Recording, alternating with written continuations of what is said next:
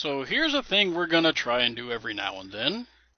A little bit called the Repair Bay, looking at some of what the Transformers fandom has decreed the worst of Transformers fiction, and see what we can't do to bring it up to at least Transformers' normal level of somewhat enjoyable mediocrity. If you look at the broad scope of Transformers fiction, it's pretty enjoyable mediocrity. If we can get it up to there at least, I'm good. And we've started with something that's gonna be tough right out of the gate because we hate ourselves. A Michael Bay movie, The Last Night. But before we go too far into that, Chris, who the hell are you? Well, hi guys. Nice to be here. I'm Chris McFeely. I guess a lot of your listeners would know me from my work on the TF Wiki.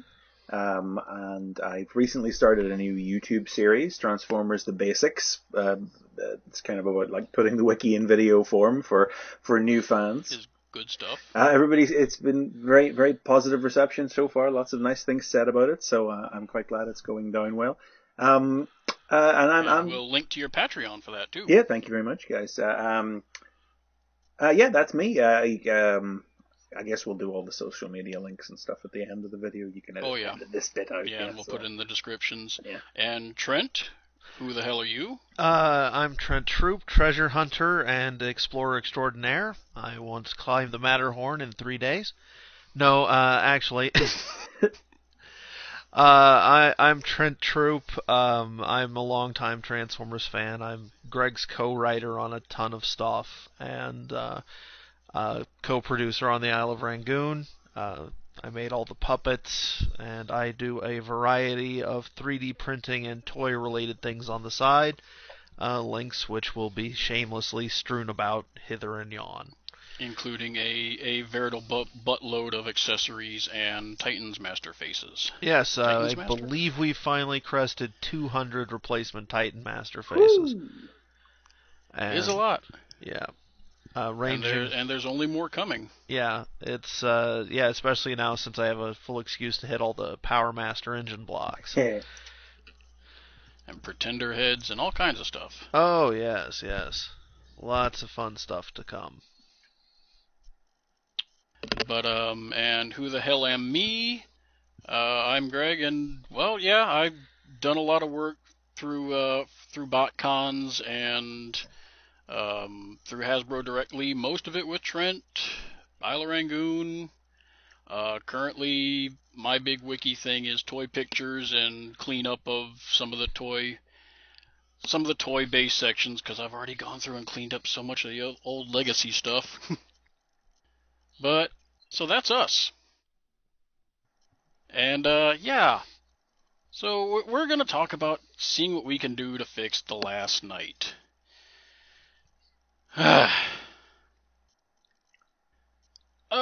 think I want to kind of open with this is I really do feel like this was, in many ways, the best of the sequels, and simultaneously the most frustrating. Okay. Expand on that. It did enough things right, at least on a baseline. Like the majority of the gross sexist and racist stuff was pretty well gone, severely reduced in severe remission. Okay, they said they used a lot of cuss swears, way more than normal. But the gross sexism, racism is gone. The robots generally got to be more characters. Yeah. About as character as you get in a Bay film. I mean, that's coming off the heels of Age of Extinction, largely, but yeah. Yeah. I mean, Hound got to say a whole lot. The Decepticons got to be characters, at least briefly. Yeah, for their short time they were alive, yeah. Yeah. Well, we'll hit that. No worries. But it just... Once you've gotten rid of those things, once you've gotten more robots who are being, characters, once you've gotten rid of... the ethnic people are funny sequences. Well, loud ethnic people are funny because loud ethnic people sequences. And, without leering shots of some 20-year-old in her underwear. The fundamental flaws of the way Bay makes movies just become all the more apparent. Yeah, yeah. I mean, yeah, And you don't want to say that, like, we don't want to turn this into just an extended Bay Bash, but you do no. have to kind of get, like, the first point on the list of any, if we were talking about any of the films, sadly, is to fix it is you have somebody other than Bay direct it. Or at least direct any sequence that isn't an action sequence. Because you do get the sense, no, not specifically in this movie's case because we didn't get adaptations, novels, comics, anything. But Mm-hmm. with all the other films that had those things, there's stuff in them that makes them make more sense Yeah. because it's there in the script. You know, it's Bay's fault. You have to assume it's Bay's fault that this stuff doesn't make it to the screen, and the stories of Yeah, these films come apart because of that. well, I mean, like Trent, I think it was you who said a long time ago that Bay would make a pretty damn great second unit director. Oh yeah, yeah. If you had him just to direct the type of stuff that he wanted to do, Yeah. like you partnered him up with another director and like all the action stuff is you, Michael, and you don't have to worry about anything you don't want. And we'll give all the talky bits to this other guy. Because I I'm not disparaging his passion for what he does. Oh Because no, no. he clearly enjoys making these films. You know, he keeps coming back, and 5 films in, it's not just about the dump truck of money they drive up. You know, if you're coming back to those films, you're coming back for what that is that they're allowing you to do. You know. Well, they're letting him do a lot of. They're letting him push boundaries in like the technicals of Yeah, yeah. filmmaking, and well, I don't know oh how you back last couple months, several months ago, before the last night came out, they sent a bunch of people. I was one of the people who got to go, and we actually got to meet Michael Bay at Hmm. his place. And we'll throw up a picture. There's a picture of me like I'm next to Michael Bay. What the shit? Uh, he is passionate. He loves making these movies, and what kind of drives me up the wall, especially, is one big problem I have with his movies is that it doesn't seem like there's a pullback moment. There's never a moment where he kind of pulls back and sees how scene X serves the story as a whole. He's Yeah, got a yeah. very narrow focus. The problem is, I know he understands the concept of pullback and long term flow of something because we were in like his little conference room. His personal Michael Bay Studios space, really understated, very bizarre, very calm, very quiet. There's lots of doggies running around, very large dogs. But he was talking about shooting with the 3D cameras, the bleeding edge 3D camera tech. And he starts going on about, well, yeah, 3D usually looks awful. It usually gives people headache. 3D usually sucks. Not a very contentious position. But he started going on about the part of the reason is that they don't that editors who usually do 3D, it's not just the technical method of, extracting it from 2D film. It's that they don't give the eyes a chance to rest. They just kind of pile it on, and the idea is to use just enough 3D to get your eyes and brain in sync to think 3D, then you actually kind of tone it back, turn it off, and your brain is still registering. You're fooling the brain, and you're giving your eyes a chance to rest. So you've got this ebb and flow throughout the whole thing. And I'm sitting there thinking, great, can you apply that to a script? You clearly know the concept. It's like he is a deeply frustrating man. He's clearly a very talented man, just shouldn't be in charge of a full movie. well, along the lines of the pushing of technical limits thing, one thing I think that is a point to be made about this movie as a disservice is that if this movie had had a coherent script, then everyone would have been talking about the fight between Optimus and Bumblebee in the ocean. Hmm. Because that thing is seamless and beautiful and amazing. Yeah, Uh, he was showing us some of the The that big panning shot where where we're going into the rising ship in the ocean, and there's that long zoom in, and it cuts to them running it. We saw the filmmaking process of that, and it's stunning what he does. Well, it's just Because like half of that shot is real. yeah. Like there's a point where they cut into real actors running, and they've rigged up this gigantic dolly, and it's amazing. The effects are astounding, and they're just not done a good service by these movies. Yeah, I remember that was always something that I was most impressed by, going back 10 years, watching the special features on the original film's DVD, was discovering actually just how much of what's in the films is real. Mm-hmm. And not just made on computer, you know? Yeah, most of the interior of the tombs, almost all of that was real. Sets that they built. It's like only the stuff in the very far distance or anything that's a deep, deep pit is CG. It was amazing. Well, yeah. What struck me about the scene I was talking about was that I completely, for a moment, forgot that the robots were not there, and but the way that they were interacting with the water and the ship, and the way that the water was also interacting with Marky Mark, it just made everything seem like it was actually there. And I felt kind of bad that I was jaded to the idea that I was watching real-life Transformers fight in a completely believable way. It happens. I don't know that that's a fault of the film necessarily. I think that might just be 10 years of having it every couple of summers. Yeah.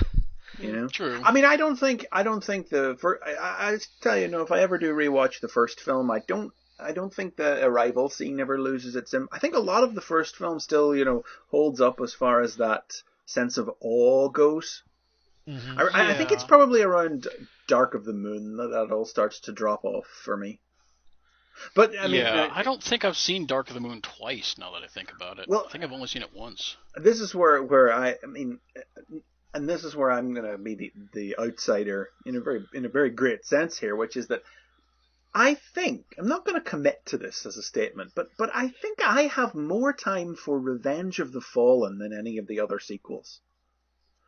And certainly it can't be denied that all the racist and sexist stuff you were just talking about a few minutes ago is probably at its peak in that film. That absolutely can't deny that. And it's also pretty much the most incoherent of all the films too. But at least part of that we know is because it was shot without a script during the writer's strike. Kind of an Alien 3 situation where they had the set pieces, so they filmed them and then they had to stitch it back together after the fact. Oh God, Bay brought that up. He brought that up he's like, yeah, I know that was a mess. But here's and he said this thing that I just went, okay, my respect for you just went up a bit. He was talking about that. He's like, well, yeah, we were already in the middle of it. What are you gonna do? Fire several hundred people? No, you can't just stop. Yeah, I didn't want to fire everybody, so we just went ahead, and we made an incoherent movie. What can you do? But a big part of why that film is one I have more time for is, say what you will about Orsi and Kurtzman, but I feel like I'm not saying they don't have flaws, because oh boy, I saw Star Trek Into Darkness, and one of them's just a little bit. Their vision, at least for what they think a Transformers film should be, is more in tune with mine than Aaron Kruger, who wrote the other films, or the conglomeration of people who have written the most recent one, because chaos notwithstanding, it's very much a colorful adventure film. It's a family summer adventure movie. It's sort of a I guess I'd compare it to a sort of like a globetrotting sort of Indiana Jones type thing, whereas every Dark of the Moon, Age of Extinction, and The Last Night are these grey military apocalypses. Yeah. I do see where you're coming from on that.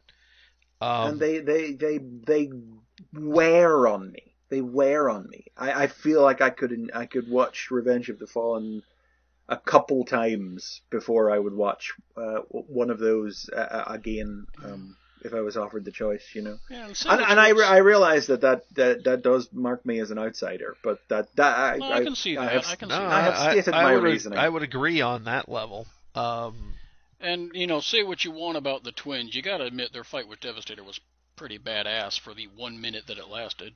Yeah. But I mean, I don't hate the twins. I see all the problems with them, absolutely. Mm-hmm. But I don't know. I think I think they're salvageable. You just gotta. Yeah. Yeah. Well, maybe that's another episode. Yeah. But to steer back to points that could be used to salvage this film, I have the thrust of my thesis is very easily summed up,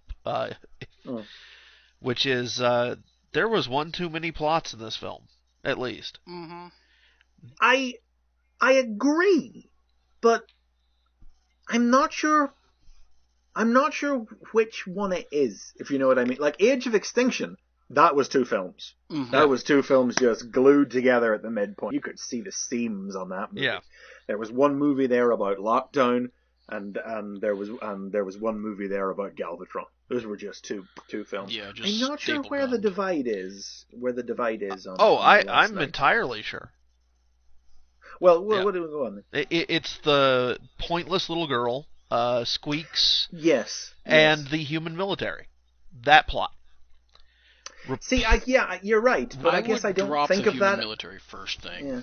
But I don't think of that as a plot, if you know what I mean, because it doesn't have its own end point. But you mean you're right. You say that it's like Izzy drop. I mean, I liked Isabella. But what does she bring to the story at all? Exactly.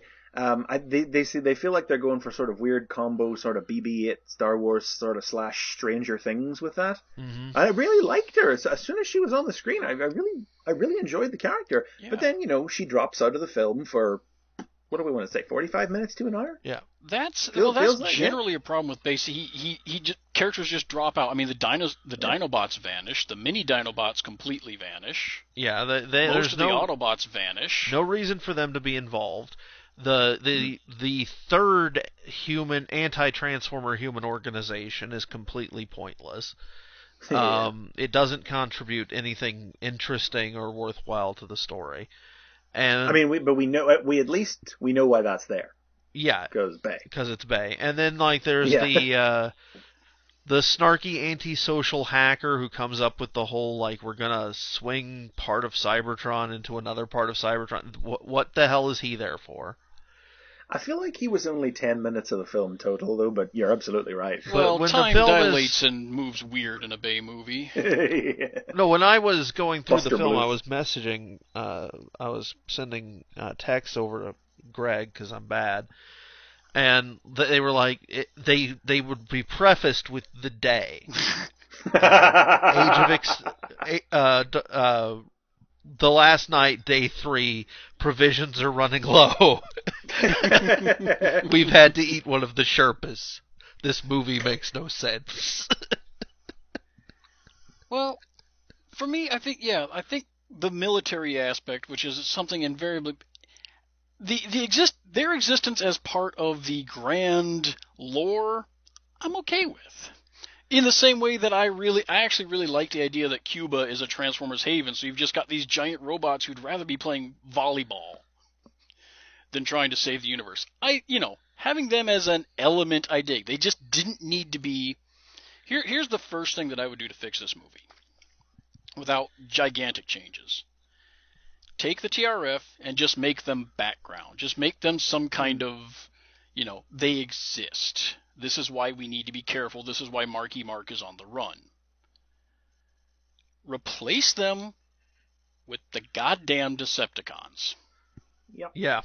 Take the whole sequence where Marky Mark's being chased through the semi-abandoned city with the drones. Mohawk and a bunch of upsized Insecticons from Revenge of the Fallen. Yeah. I kind of envision a redone The Last Night with a bit more of the old Schwarzenegger, the Running Man. Mm-hmm. Where the first Transformers movie where each Decepticon was basically a set piece. Yeah. Yeah. where you had, I mean, Bone Crusher was only in the movie for what, 5 minutes tops?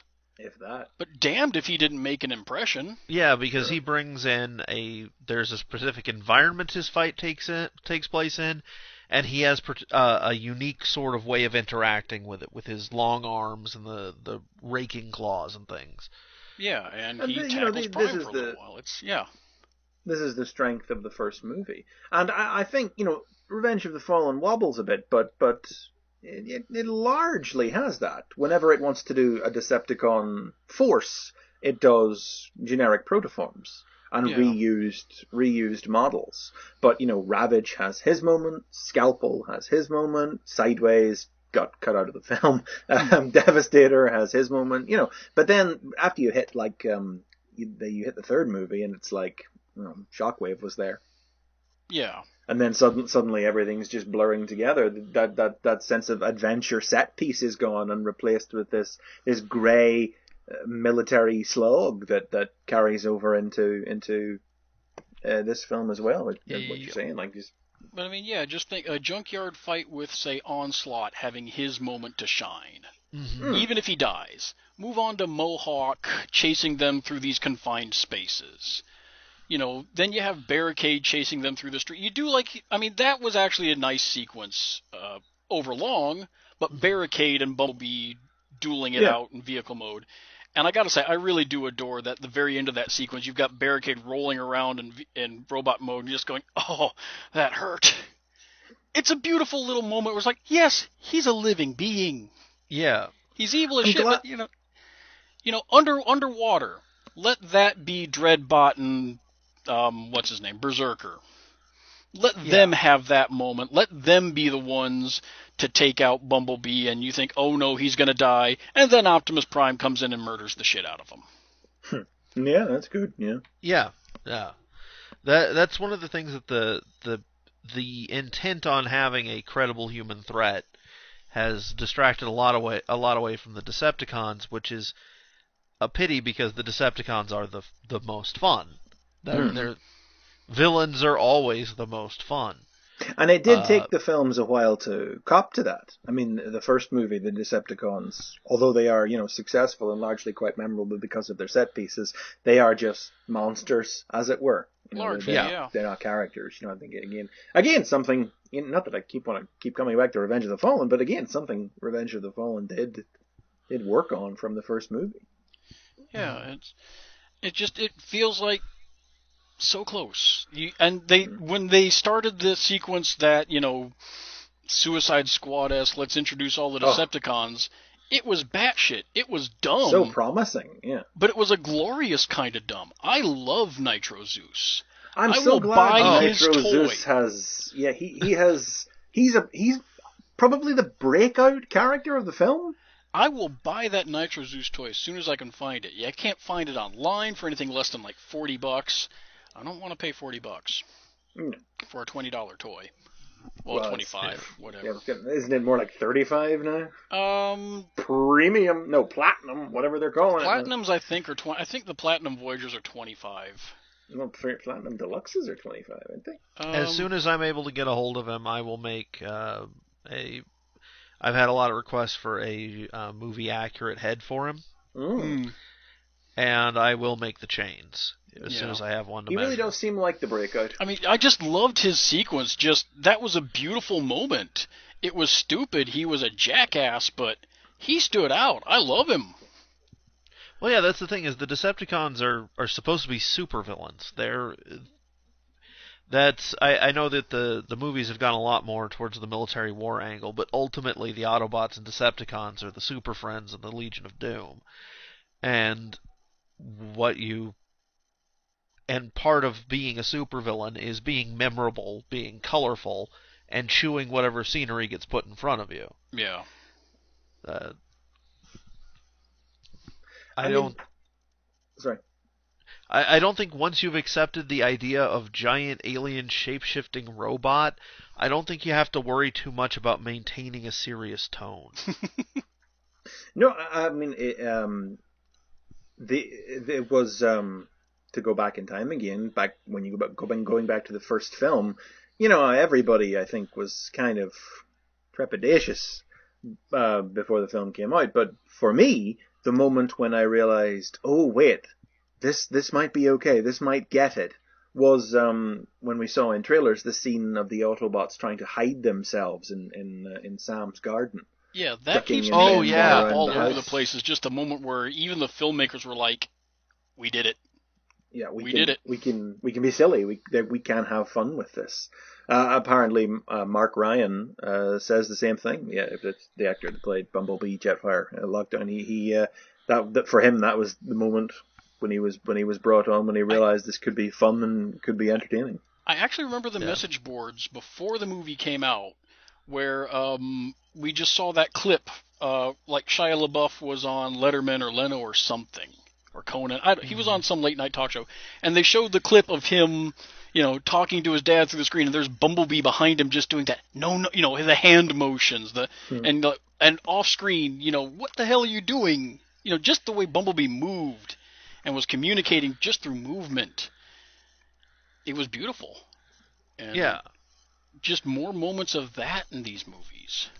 Like I said, I think Hound stole a lot of scenes in The Last Night. Yeah. So, the fact that he disappears for a large chunk of it, and you're not even sure if he's alive. Mm-hmm. Yeah, I do remember the person I was watching it with leant over to me and were like, did Hound die? Whatever, yeah. I mean, I never really thought he did. I figured they just cut away from the story. It's But then you never can tell with Bay movies.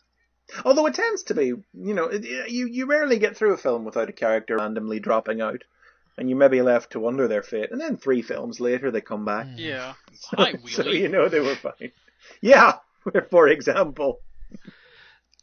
The Decepticon plot is kind of where I feel like when I'm thinking about how to fix this, a lot of the way my nerd lizard brain works is it zeroes in on the bits, and this goes back to what I was saying about adaptations. It zeroes in on the bits that are so clearly missing, that have so clearly been in the script and left on the cutting room floor.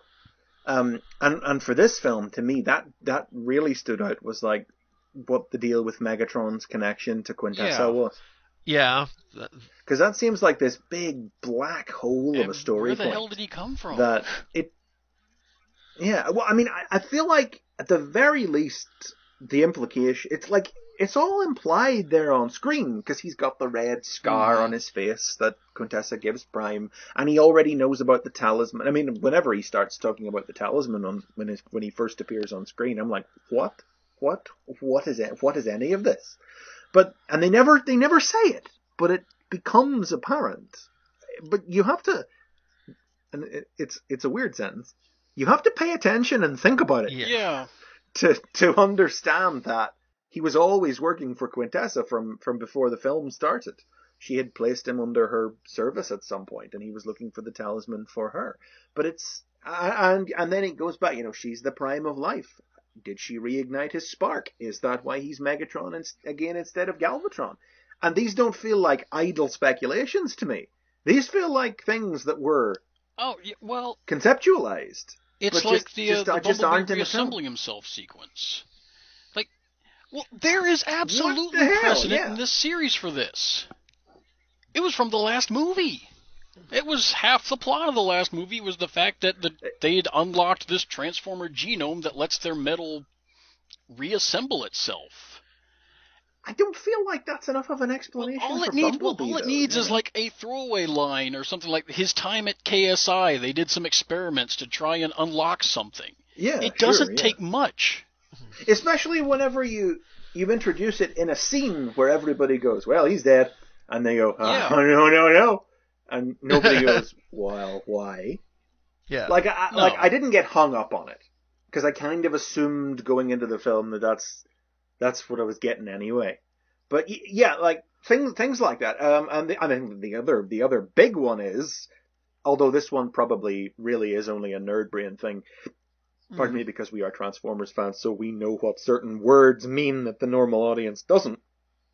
is what Cogman was obviously supposed to do, Mm. but never did, being that he's described as a headmaster, and his toys and Nitro Zeus's toy clearly tell the story of what his role in the film was actually supposed to be, aside from comic Yeah. relief. Right. We're supposed to blow Nitro Zeus's head off, and Cogman was supposed to take his body. Yeah. Would have been a great scene. And instead, Nitro Zeus quietly gets his head shot off by Bumblebee in the lower right corner of the screen, and nobody at the remarks. very end of the action sequence, basically, too. Yeah, The movie's yeah, over yeah. at that point. Just offed to get him to just wipe the table clean. Yeah. And well, from what I heard, it's like they actually did, for once, run out of money on a movie. I've heard that, yeah. But which is kind of impressive when like, you think about it, really. It took 5 movies to hit that point. I'm not saying it's not true, but I don't know how much I accept it as a justification. Yeah. You know? I'd believe it was true. But yeah. You could have saved some money on those baby Dinobots. Yeah, for example. Yeah. And that's a thing. I suppose it goes two ways really, but it's something that a lot of Transformers media is dealing with right now.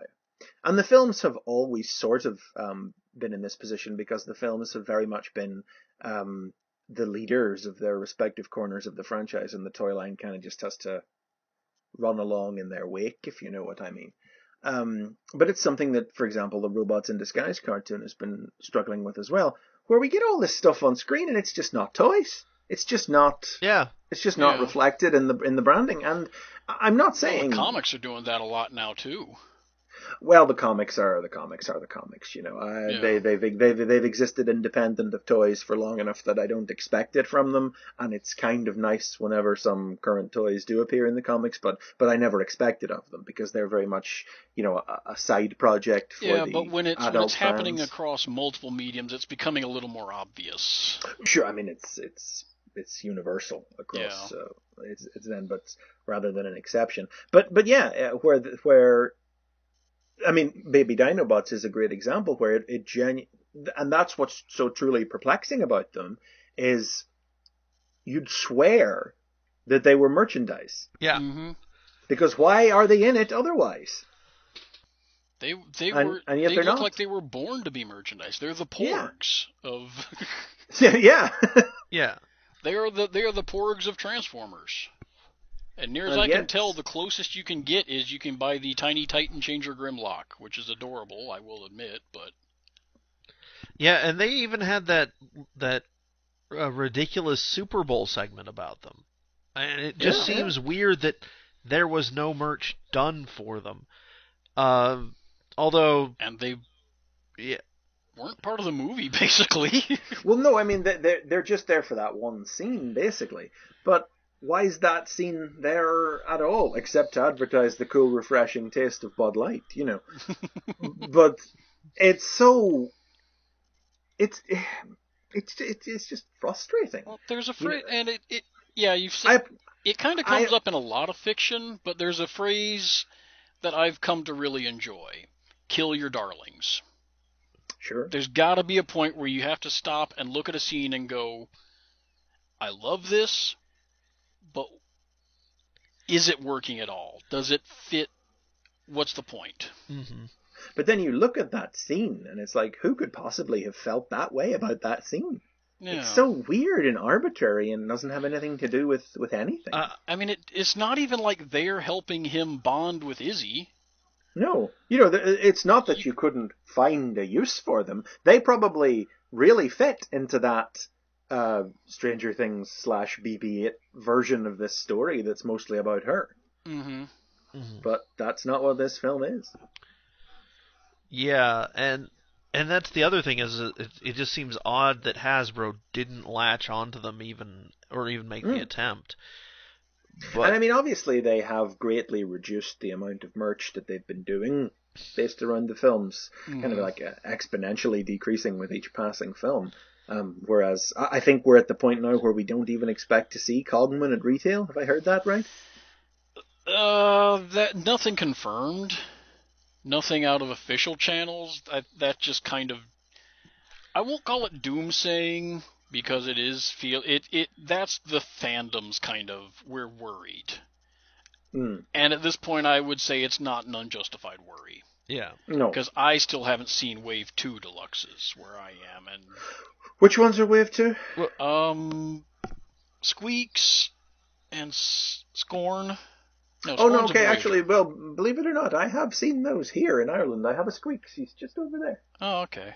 The one toy I've bought from this film, largely actually because they're ridiculously expensive, going back to what we were saying about the platinum price point. Squeaks was marked down, and he's still the only one I bought, but he is a tremendous little chap. I found like Wave 2, I found like Voyager, Megatron, and Hound twice, and I did pick up Hound, because I do like Hound. I haven't seen the Voyagers. It's it's John Goodman in giant robot Walter Sobchak mode. How do you not like? Mm-hmm. Well, the problem that they've been having is that with the casts changing so little, and the characters being, let's admit it, a bit visually muddy, it's hard for them to move figures because the kids are getting them from their older, the main cast from their older siblings. True. They're finding them at flea markets and garage sales. Hmm. Bumblebee has changed in every film, but only in minor ways. Yeah. And again with the merch thing, I take it.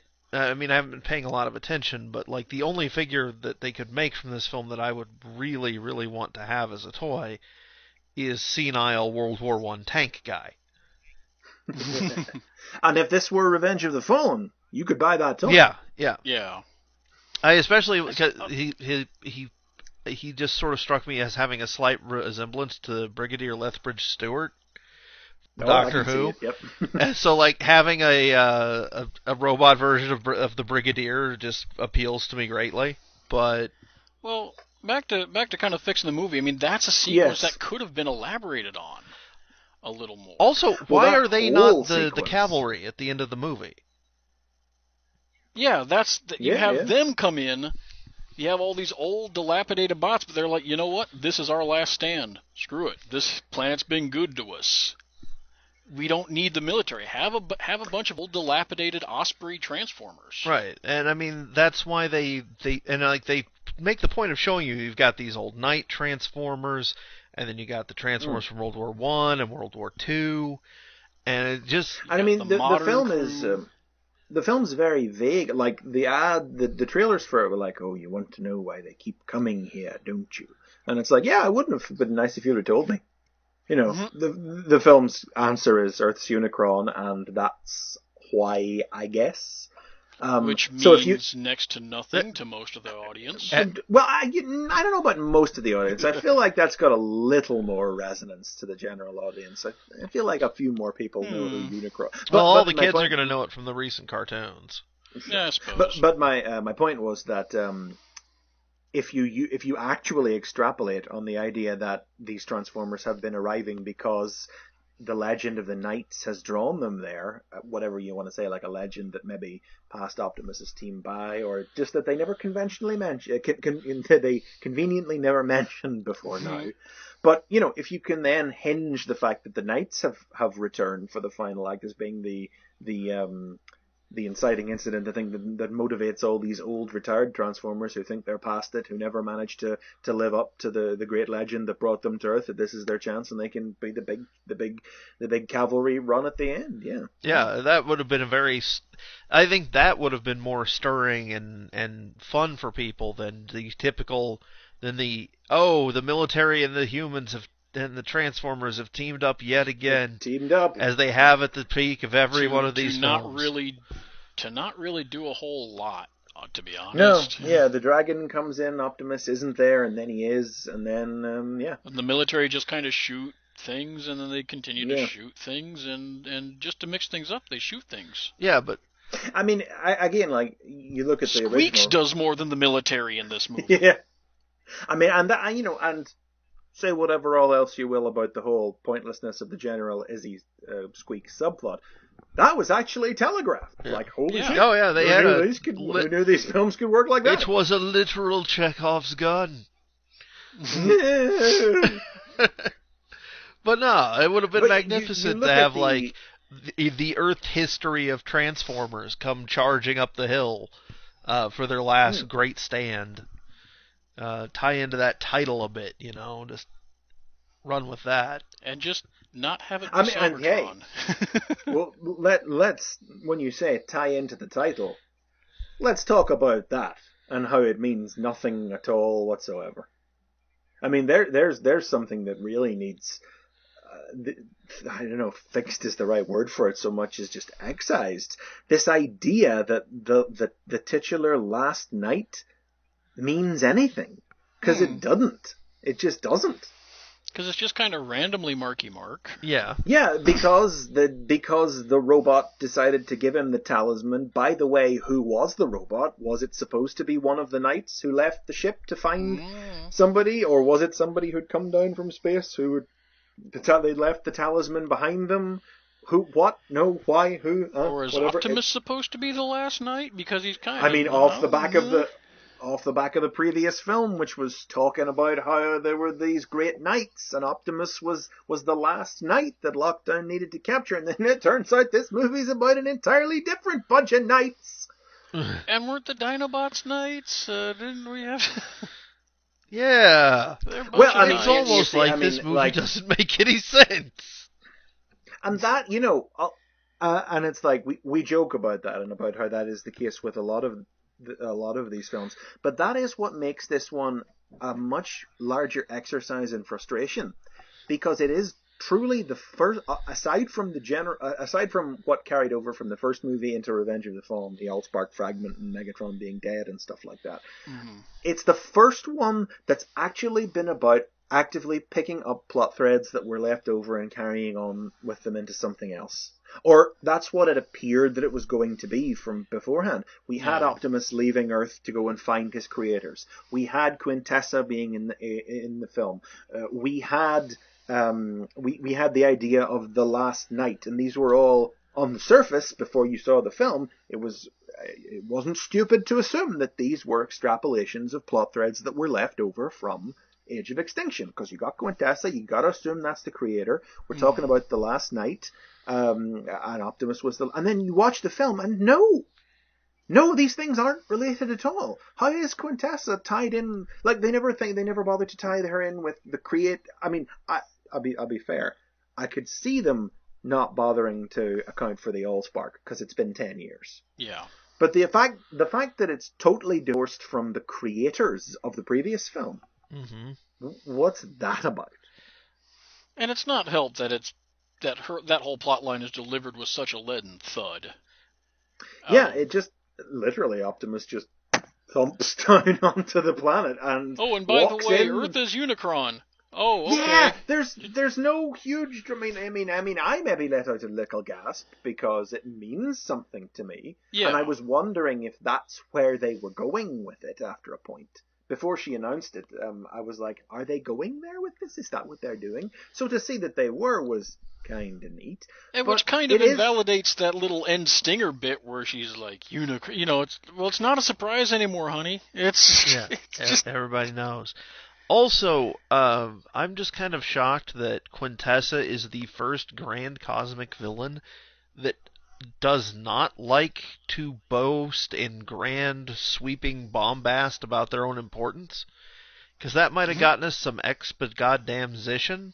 Yeah, she's actually quite understand. And I mean, I really did zero in on the fact that one of the knights calls her the Great Deceiver, and obviously it's the part of the mystery around her and whether she's even telling the truth or not is genuinely part of the plot of the film. But it's certainly not driven home hard enough. And the idea that we have to wait 2 more films, if you count the Bumblebee film, to see... I was going to say to see, but I have to rephrase that.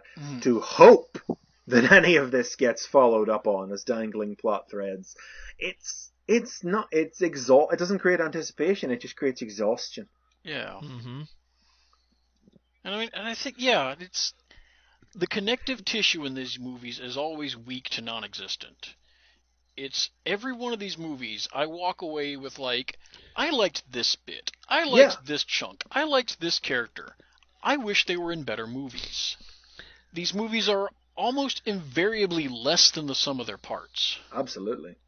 There's always a character or a scene or something that I could come away from a movie and from one of these films and say I enjoyed, and that I would watch that part of it again or whatever. Mm-hmm. Excuse me, but they, like just for for instance, going back to talking about fixing things and sticking with that Quintessa plot, you could a big simplification would be if you just cut out the whole idea that Earth is Unicron.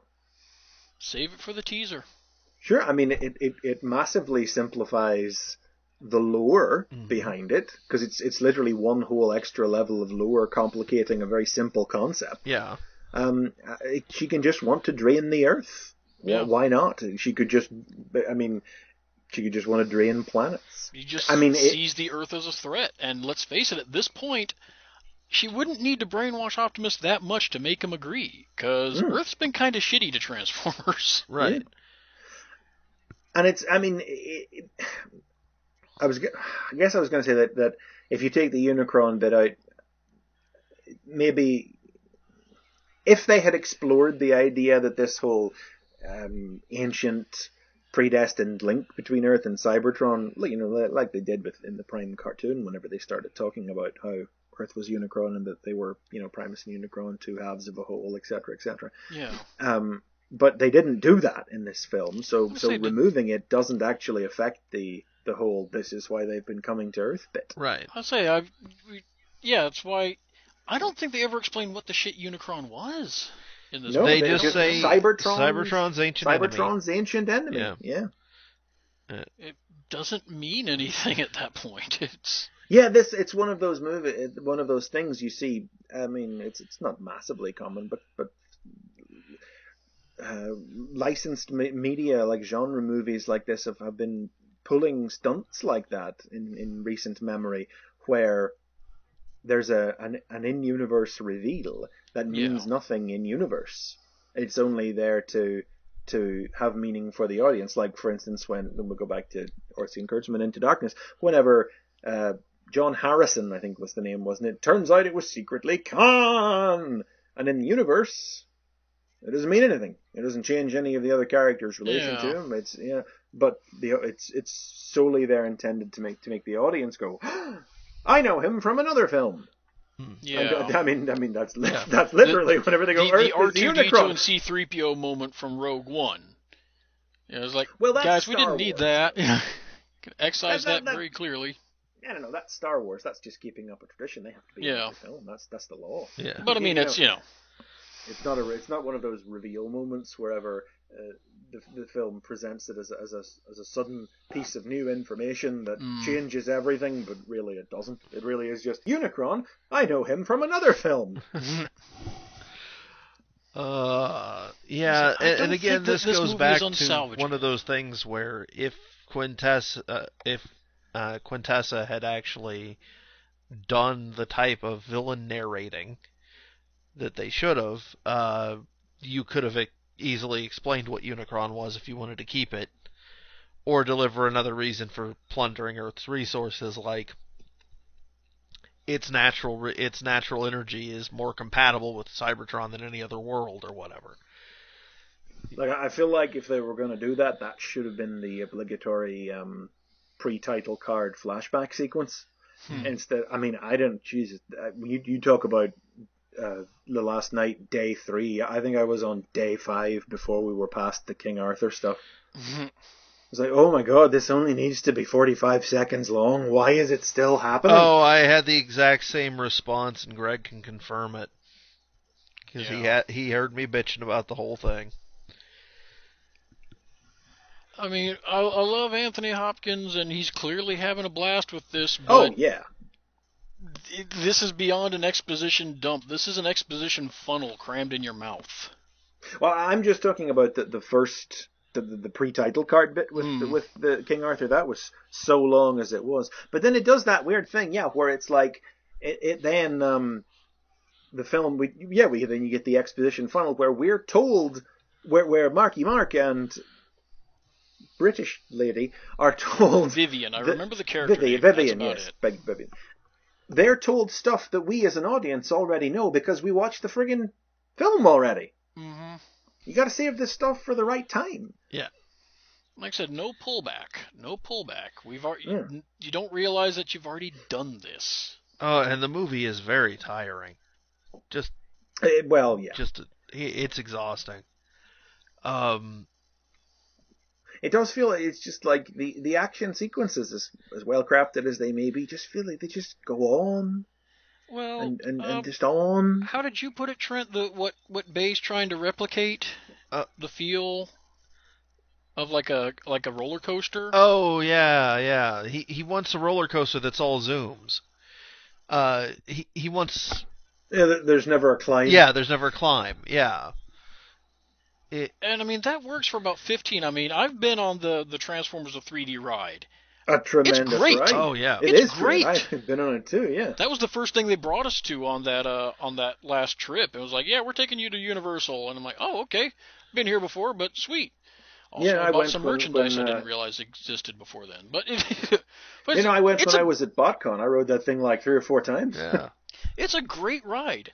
That works for about 15 minutes. But then you need some downtime. Then you need to go get a funnel cake and look at the merch and then watch Megatron berate humans outside. Which is always great. I love whoever they've got voicing the Megatron at Universal. Yeah, he's good. Yeah. But you can't do that for half an hour and then follow up a 5-minute slow Bori-Talkie sequence and then hit us with another 28-minute action sequence. And as funny as Cogman is, you need to spread him out a little too. Yeah, it's like I was in, I mean, that actually annoyed me, like, emotionally. Like, I liked Cogman, I wanted to like Cogman, but the film kept pushing it, and I was like, stop it! Don't put me in a position where I'm gonna wind up not liking this guy. And that was weird because that was something again, like the very end after we saw like an extended clip in IMAX. You know, Bay, we're out in the lobby and we're just talking. He's like, yeah, I'm not sure. You know, do you think Cogman's being too much? And the response was like, well, he's funny, but just spread him out a little more. You know, don't lay it on so thick so frequently. Just spread it. Spread him out. And unfortunately, I feel like that, you know, that either didn't quite register or he decided, okay, let's do the scene where he smacks around a fish. Yeah, Which is funny. I mean, it's like that's probably the closest that last hour and a half of the film gets to having downtime. Yeah. Like the 5 minutes they spend on the ship, on the submarine, and it's still got to contend with that happening instead. And it's kind of pointless. That Yeah, because I time. mean, it doesn't make the idea of them becoming romantically involved credible in any way. Did they become romantically involved? Yeah, sort of. There was a kiss in there somewhere. Uh. And I mean, like again, it's not that they haven't. It's not like it's just an obligatory lead guy, lead girl get together type thing.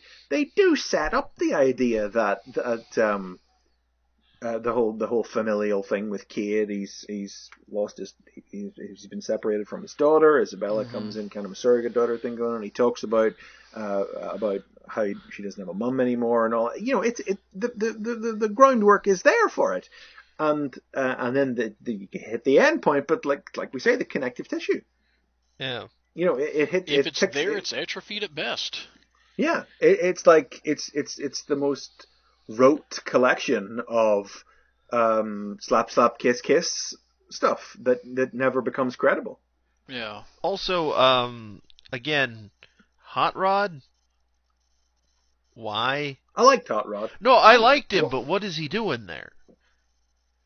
I don't. Well, no. You know what? I would give Hot Rod a pass. He had a cool Budiansky type superpower. Yeah, there is that. I feel like maybe he needed a little more room to truly use it. Have what we were talking about there. Have a scene. I kind of feel like it wouldn't hurt if they'd have slightly expanded his history a shade more. Yeah, I Make mean, it a little like, more is the apparent that he has implication been here forever, and show him more clearly in the Nazi killing sequence. Fucking great sequence. Mhm. weird But sequence, yeah, but weird sure. sequence, but one I'm 100% behind. He just needed to be a little more filled out. I was even And okay with the French accent, as yeah, dumb as No, that no, like is. I thought the it's a French accent very was probably the best thing he had going. It's just they, it was And it a is nice that they actually cast, an actual French person to. yeah, it's a strange, weird choice, and weirder still that Hasbro let them go that route with a quote unquote legacy character, Yeah. because as far as the films typically tend to diverge when it comes to traditional Transformers names, in this current era of reconsolidation where names mean things, and the fact that the films have, for all their faults, generally stayed pretty true to the big legacy characters, the idea that we did get a weird black and red French hot rod who really had nothing to do with the classic character was odd, but I still liked the character. my Yeah, I admit I could the whole film. I kept waiting to hear. I don't know if you know the guy, Chris, but Trent will know who I'm talking. I kept expecting to hear a sad panda. Well, motherfucker, yeah. the No. whole time. The thing that got me with Hot Rod, and this was, and I guess this could be presented as a way to improve the film, but this would be a much larger divergence. Is going into the film, I had managed to avoid pretty much all spoilers, uh, mostly out of apathy, but because Sure. I'm not as excited about these films as I used to be, but. And so I was like looking at Hot Rod, and Hot Rod's design was so very Bumblebee, like really Bumblebee. Mm-hmm. I assumed we were looking at the equivalent of Bumblemus Prime. Optimus in the trailers had gone evil, had been corrupted. You had the big lockdown breakdown fight with Bumblebee.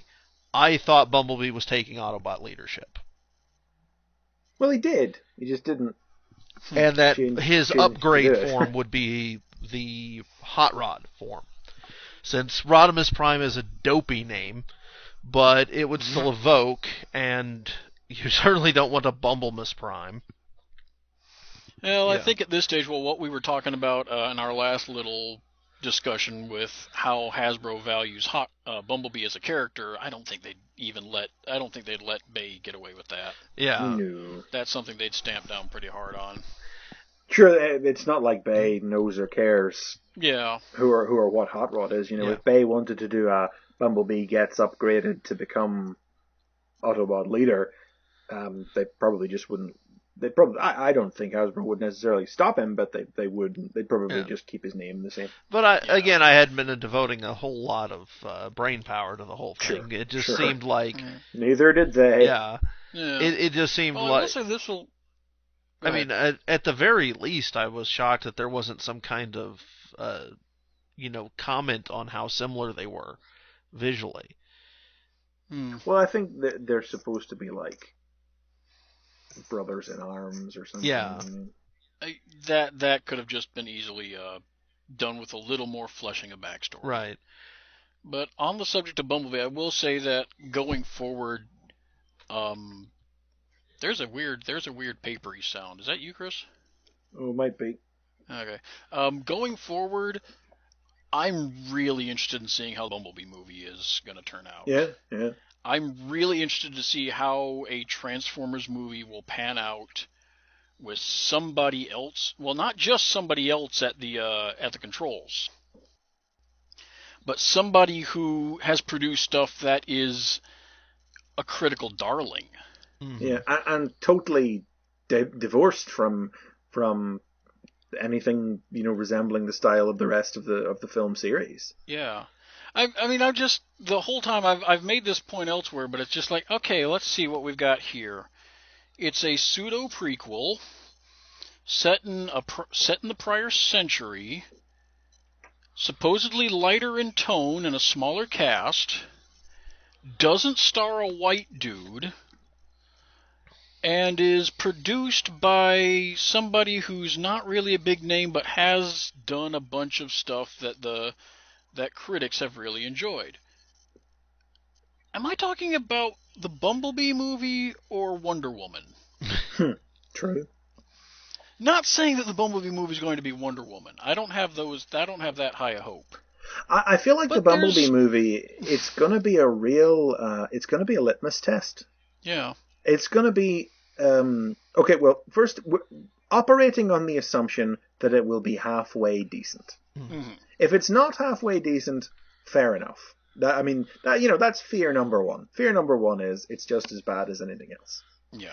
But fear number two, and I think what seems to be to me the more credible one, which ties into it being a litmus test, is it's good, but it's not perceived as such.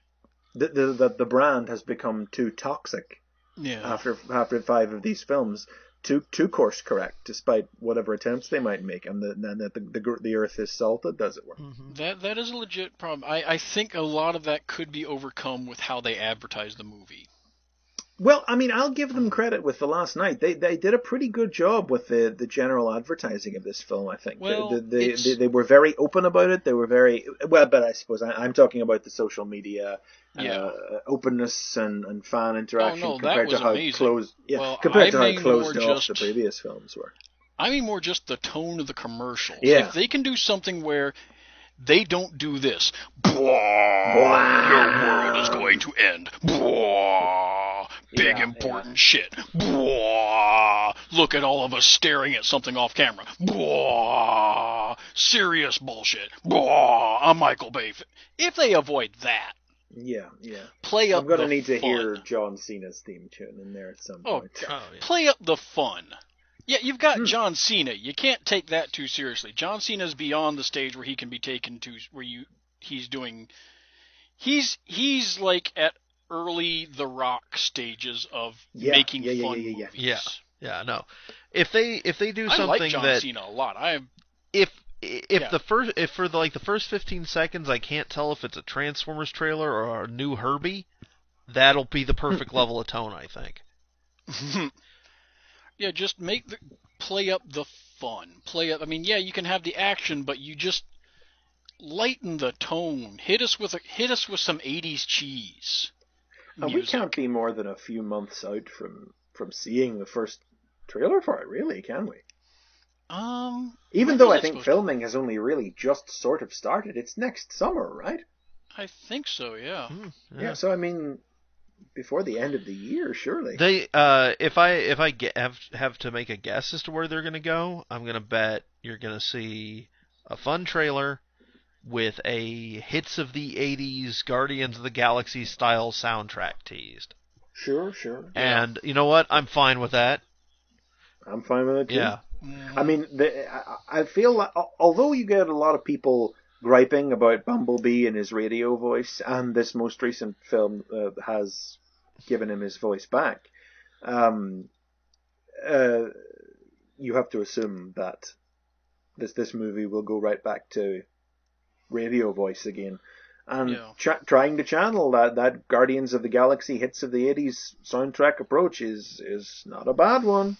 Yeah, actually, that's a little thing that kind of bugged me about The Last Night. If we're just do that last tag, like there was no. I admit it. I kind of. It can be jarring at times, but I do kind of like hearing a song in my movie. It worked okay in the first movie to suddenly hear, a little bit of Marvin Gaye.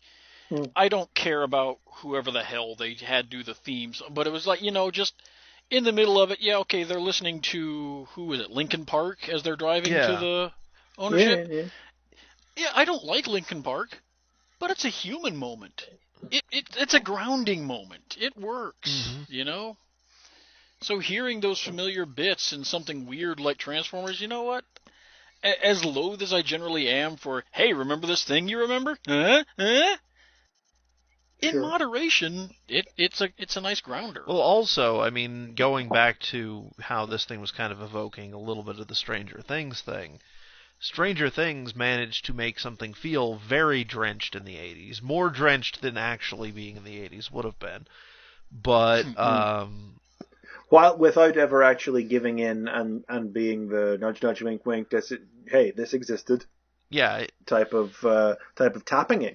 It wasn't ever about making a reference just to acknowledge that something existed and nothing more. It was like Stranger Things' capturing of the 80s was really nobody ever says. capturing a feel. Yeah, nobody ever says like, "Oh, it's the new song by Duran Duran." No, Yeah. no, that's just what's on the radio, because that's what the radio was like then. Uh, but yeah, there's. I would sum up since we are coming up about on that time, in terms of what I would Oh sum yeah, up we are. for Jeez. what needs to be fixed with this movie. My fixes, I would say, is dropping at least one of the plots. Yeah. Bringing back your veteran Transformers for the final fight, and replacing most of your human bad guy moments with Decepticon bad guy moments. Make the Decepticons at least set pieces, multiple set pieces again. Keep the, like I said, they did a good job of making them memorable in their short time. Just give them something more to do. To me, the connective tissue has never been more apparently missing, Mm-hmm. and it really feels that it was conceptualized and even written, and it's the absence of that really that I get held up on. So you've bought back some of your runtime by deleting the things Trent's talking about. So put the stuff that makes the rest of the story that you've kept in make sense back in. Yeah, I wouldn't drop Isabella and Squeaks, but I would work them in better. They just need to be It's a worked in thing. better. It's like it's I as I said really liked Isabella. Wouldn't want to see her dropped, but it's like this could be a whole other episode. But it's like Batman versus Superman, a film with a tremendous amount of problems. But one of the best things in it is Gal Gadot's Wonder Woman. But Mm-hmm. if you're trying to make the film a more coherent piece of storytelling, she's the first thing you cut out. That's Greg. You are the one saying you got to kill the baby. Yeah. Yeah, but there are plenty of babies to be killed, including a few Dinobots. Yeah. Oh no, they're excised too. I mean, you want to keep those characters, you give them their own film, like where they can actually be integrated. You do a heartwarming, like tale of a young girl being befriended by robot space monsters, and discovering a new family with them. That deserves its own movie. That's really it, isn't it? It's like where Age of Extinction was so we say it's two films, but the two films that you can see are ones where there's an antagonist and a plot with a goal, and they're bolted together. With this one, it's two films, but one of them is the Quintessa comes to drain Earth's life force, risk for the staff, ancient history of Transformers on Earth bit, the plot, the goal, the villain. And then the other film is that young girl befriends Transformers heartwarming type thing. We only have the theme and the conceit for it. We don't have a plot. It's these two. It's the plot and heart of one film. It's the concept and heart of one film bolted awkwardly onto the side of the plot and the villain and story of another film. I mean, you've got that angle with Marky Mark trying to bring back a family. So you could work it. It's not that there's no place for it, but it's not. It's just bolted onto the side instead of actually integrated. Yeah. Delete the human villains. Delete the mini Dinobots, if only for budgetary concerns, so you could get that Cogman Headmaster scene in. Yeah. Just the biggest thing, I think. Again, and this may just be, as much as I don't want any of this to boil down to get rid of Babe, because that's not really a solution, because you still have problems. Sure. He has he never pulls back. He never stops and looks at the whole, and it's what's the word? It's not so much the forest for the trees as the forest for the individual branches. Mm-hmm. And you do get the sense that in that he is. The films are coming off, like you said, less than the sum of their parts, because there are important parts that are written and conceived that are actively being dropped as the film is being made, because he doesn't pull back and think of the bigger picture. Yeah, I mean, you were talking about that opening fight. I've seen the prop department for those. There's not that many CG people in those fights. I believe it. I've seen the un-CG'd footage. I mean, I know no one would ever in Hollywood greenlight it, but if you wanted to tell that Transformers story set in the medieval times, I'd watch that too. But I mean, Yeah. that seems to be. I mean, that if some of the conversations that we've heard about the writers' room are to be believed, these things seem to have, like the King Arthur stuff, the Nazi killing stuff, they seem to have been independently developed as ideas for potential films of their own that have then wound up just sort of, and like you say, I don't think anybody really wants that.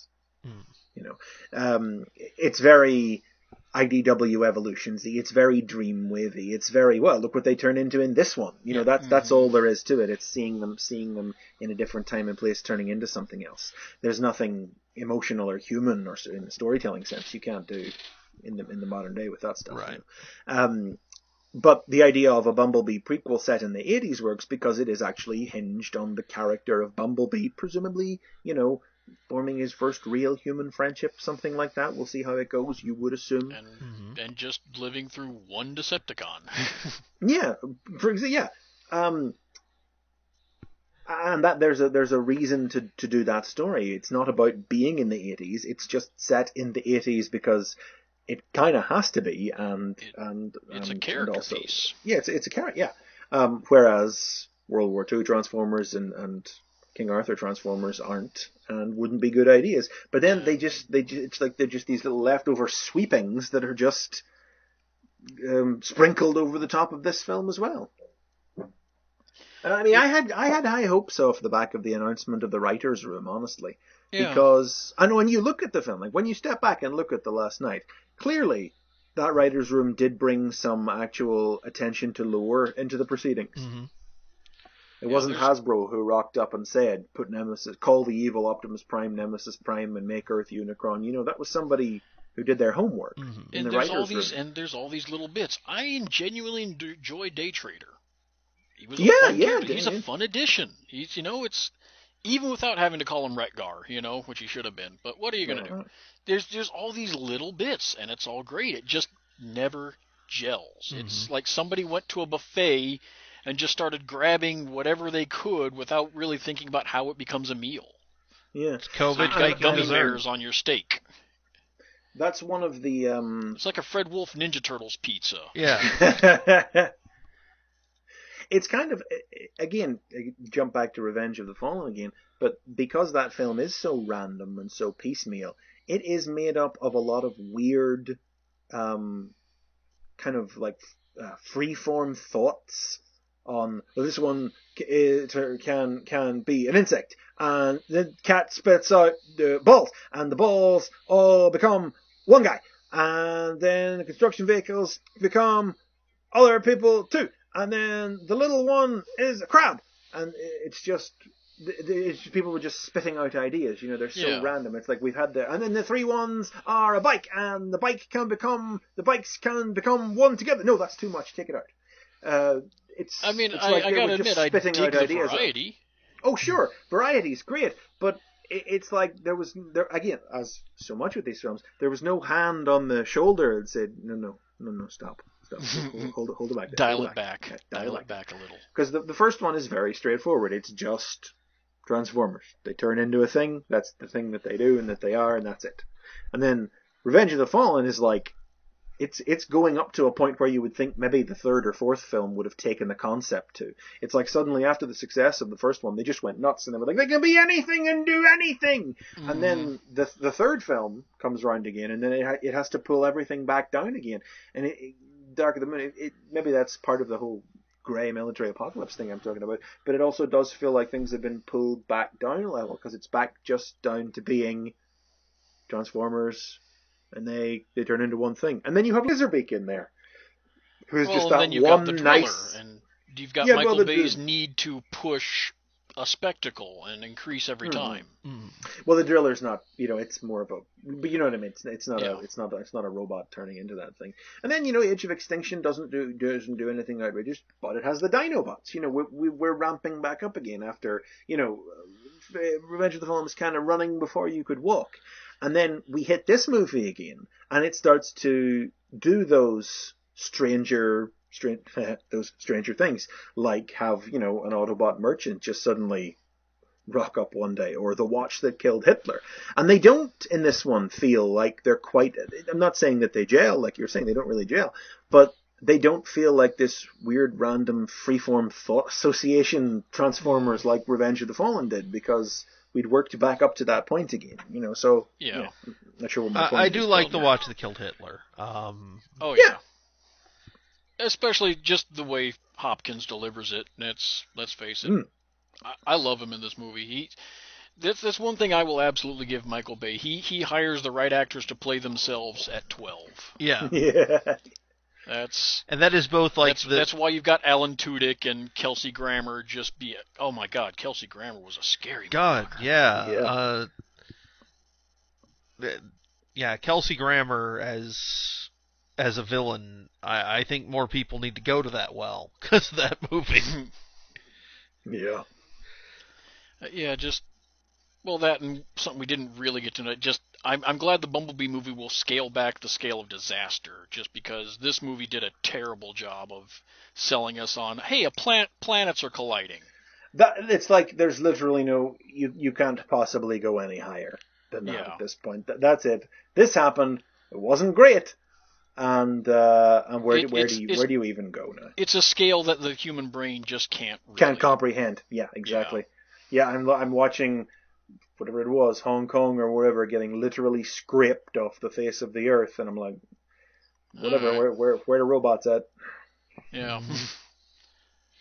So, all in all, not unsalvageable, but it's going to take a lot of Bondo and duct tape.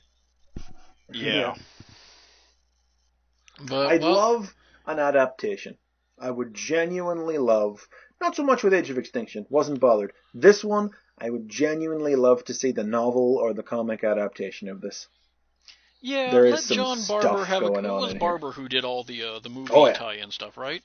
The Dark of the Moon stuff, the real continuity-minded stuff that stitched everything back together, yeah. Let him have a go at just doing a novelization and smoothing out a bunch of this stuff. I don't even know about smoothing out. I just want to see what was in the script. Yeah. Yeah, maybe the submarine transformer will actually do something. Actually transform, yeah. I didn't even need it to transform, just needed to say something. I didn't even need it to be a transformer. It would have been fine if it was just a submarine. You could have just done that. But you had to throw that line in there. Throw the line in there, give it one thing. Yeah, so let's I think that's all we can say about this one. Yeah, it's exhausting, isn't it? Yeah. We've got a list of some other stuff to possibly talk at a later date. Not too soon. I've got HasCon, and then I'm finally moving to California soon. So. Woo, HasCon! Yeah, I have no idea what to expect. I'm super excited about HasCon. My enthusiasm is genuine. I have no idea what to expect when I go there. I literally have no clue what to... I don't know. It's not. I know it's not going to be BotCon. Yep. We'll find out in a little under a week. So, thank y'all for joining. We'll try and throw something together for something a little less, maybe not awful, but not so huge. Yeah. All right. Signing out. See ya. Bye.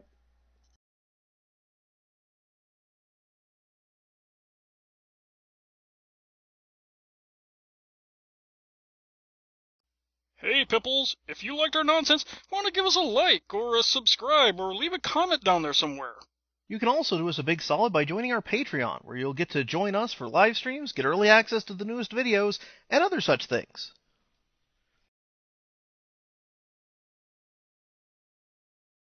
Geek Vision.